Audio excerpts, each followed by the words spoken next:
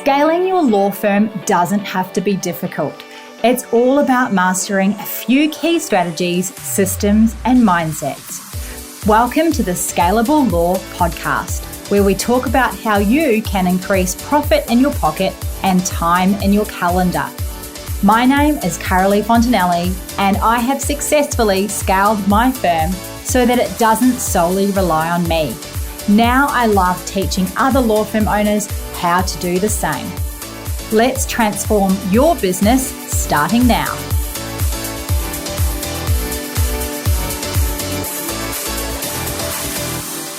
Welcome to another episode of the Scalable Law Podcast. I am your host, Carolee Fontanelli, and I am so glad that you are here tuning in again. If you have known me for a while now, you will know that I have been to the Clio conference and it was a blast. Stay tuned here because I will be updating you with what happened at the Clio conference and what I found there, what I loved, what it was like exhibiting there, and the whole experience right from Nashville. Today, though, on the podcast, we are talking about building a solid relationship with your clients and how you can do that through the client journey.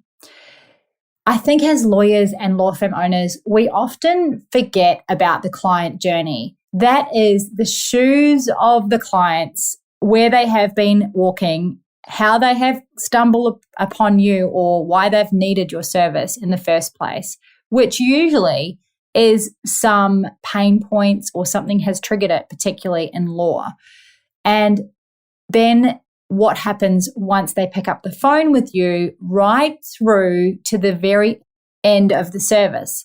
Now, during this client journey, we as lawyers are very focused on the results for our client. We have done this a lot of times, and we know that if we keep taking these pathways that we will come to an end and we will end up with a result, which is going to include usually making your client very secure in one way or another, whether it is the certainty because the matter is at an end and we have orders in place, or whether it is that we've finalized some documentation for them so they're not at risk anymore, or whether it is settling a property or whatever it might be. But often the time between them calling us and before that period to the time that they finalize with us their matter, there's a lot of stress usually for the client in between. Now, maybe not in every area of law, there's not the level of stress as say there is in some other areas like litigation or family law or estate litigation, for example, or conveyancing property can be quite stressful for people as well. But I think, really reassuring our clients by building that really solid relationship with them and being there with them on the journey, not just as a lawyer advising them, but to be with them and for them to feel like we have got them, right? It's so important. So how do you actually do that? So inside the Scalable Business Lounge, one of the tasks that we do is we map out the client journey. And some of the students are so clever, they even hop on Canva and create a custom-made looking client journey where we can see how the client gets from where they are, which is usually an unhappy place. So I call that the land of unhappy, and what stepping stones they take through the service that we provide as lawyers to get from the land of unhappy across to the land of happy. We need to know what each of those stepping stones are. And so we map that out on paper in the Scalable Business Lounge because it really helps us as law firm owners and as lawyers to remember what it's like to be walking in the shoes of a client. We've all heard of bedside manner of doctors, right? And you might have even experienced it, or you can imagine it, when you're in hospital and you're having the worst time ever and a doctor's just so blasé about it. It's because they have given that news or they've seen this thing 1,000 times before. For us as the client or as the patient, it's scary and overwhelming, and we don't know what the outcome's going to be, and all of that type of thing. And we have to remember as lawyers to not be like that doctor and give our clients a little bit more care. So how can we do that in our legal matters and in our law firms so that we can get raging reviews from our clients? It's actually really, really simple. And I find in my law firm that the times that we get complaints from clients is not because they've received bad legal advice. It's never that. It's always these really, really small, very easy to avoid issues. So what we're going to do now is talk about how we can build that solid relationship, holding our client's hand across those stepping stones of this client journey so that we have the best possible client reviews ever and no complaints.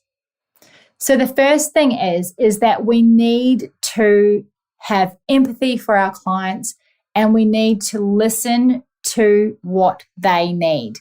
So that means we have to show an interest sometimes in their non-legal issues, because there's a whole range of things that surround our clients. We're focused on the legal issue. The problem is larger than the legal issue often. And so we need to show an interest and listen. And I know that we're not counselors, but we do have to listen. It doesn't mean you have to give any counseling advice to them, but you have to show an interest in the client and make sure that the client feels heard. So sometimes stopping and listening and teaching your team how to stop and listen can be really, really helpful. Now, the next thing that is so, so important, and I have policies in my law firm to make sure that this happens, and that is updating your client on a regular basis. That even means if you don't have an update yet, you might not have heard anything back, but ensure that it's scheduled in to make sure the client is getting an update. And the update is, we haven't heard anything yet. Would you like us to go back to them, or whatever it might be?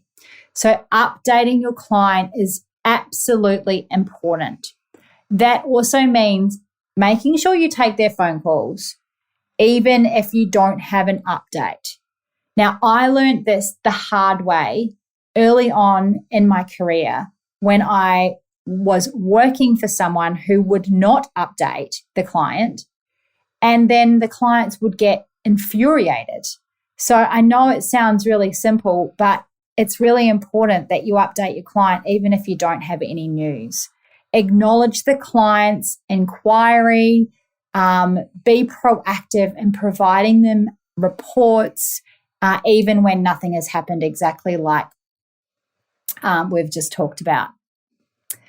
Now, another thing that's super important to make sure you're there with your client along the journey is to ensure that you are picking up the phone and giving your client the attention that they require. One of the complaints that I get in my firm when a client has gone sour is that they felt like the lawyer didn't have time for them because the lawyer was busy in court with other matters. It's a really bad thing for clients to hear that they are not a priority. We know as lawyers and law firm owners that we have got 20 or 30 matters on our plate. The client practically knows this, right? They know that they're not the only one paying a bill or they're the only client, but they don't want to be told, I'm sorry, I was too busy, or I'm sorry, I was in court, or anything like that. They want to be ensured, or they want to know that they have got your attention when they want it. And I know that that is easier said than done, but it's really about being careful how you communicate all of your competing client priorities that you have going on. So this is a really important thing. And it's something that you can teach your team how to do as well. The next couple of things are around surprises. Things happen in matters and also in your team as well. So, for example, you might have a team member that leaves. Often this can be very upsetting for a client, but the way in which you do a handover and the way in which you communicate it, that can make all of the difference. Because remember, what your client is going through is one of the most important things right now in their life, and it's hard for them to deal with lawyers. So they get attached to a lawyer. Even if they don't like them that much, they still can get attached to them, and they don't like to be moved to another lawyer. But sometimes it's necessary because we might have a sick team member, or a team member might have resigned or whatever. A lesson that I have learned, and this is all around surprises and making sure you don't have surprises, is to communicate. Make sure that you tell your clients exactly what's going on each step of the way. That includes doing a proper file handover if that's possible. And if that's not possible for whatever reason, to make sure that you get the client in and you introduce the new lawyer to the client, and that the new lawyer knows exactly what's going on the matter for that introduction. I have run into mistakes before, and things have happened where we've done these handovers and they haven't been executed very well. And then the client up and leaves because they're not happy with the surprise. There really is nothing wrong with the matter or with how it's been run. And the new person, the new lawyer, can get up and off the ground running really quickly. There's no problems with any of that. But it's the element of surprise that clients don't like. So make sure that you don't have those sorts of surprises and that you handle them really, really well without delay, so that your client remains happy and satisfied in their client journey with you. So when we're talking about surprises, we're also talking about bill surprises. We're also talking about matter surprises. Again, ensuring that those conversations happen at the earliest possible time. If the bill is going to change or blow out, make sure you're sending cost agreements early and having those conversations early on so that they are aware that it could occur or happen.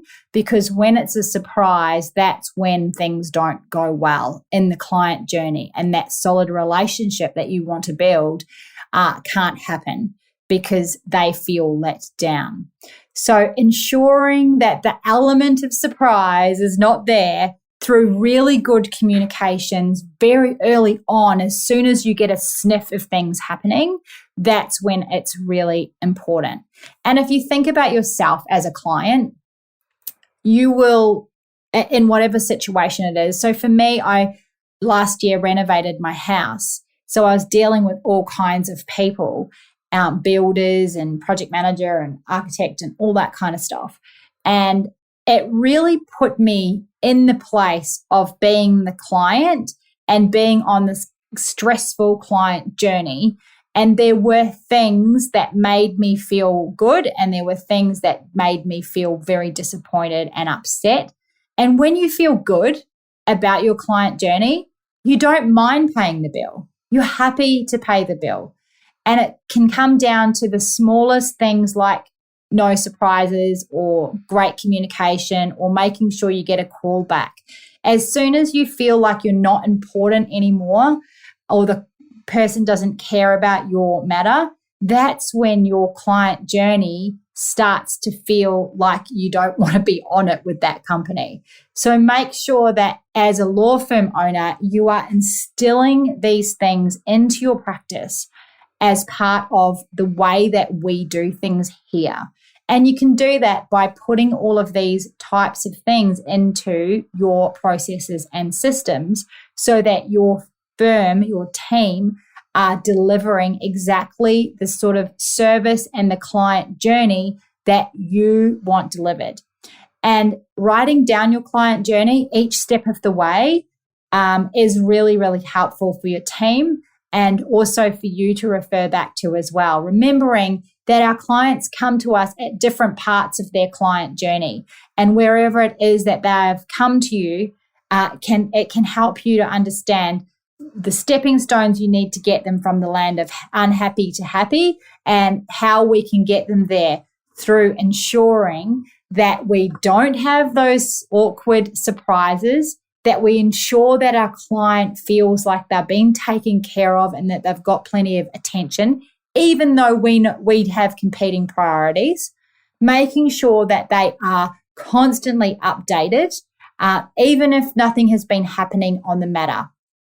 And also listening and caring about the client and all other aspects other than only the legal issue that we are solving. Because remember, for most of what we do as lawyers, even though we're only worrying about the legal issue and that's all we're really taking care of and they're paying us to take care of that, there's often a whole another part and component to the legal issue for our client. And sometimes it's quite an emotional component, depending on what area of law you're in. But there's plenty of areas of law where the client is highly agitated or emotional or frustrated or whatever it might be.